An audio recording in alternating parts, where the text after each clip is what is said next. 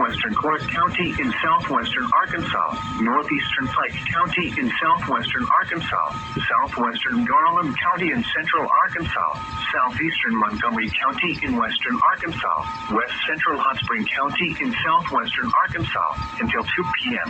At 1:31 p.m., a severe thunderstorm capable of producing a tornado was located near Daisy State Park, or 13 miles north of Murfreesboro, moving northeast at 55 miles per hour.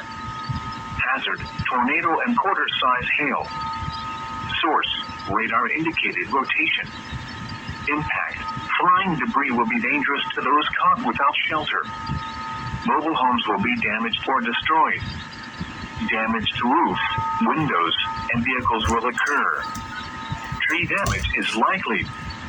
Locations impacted include Glenwood,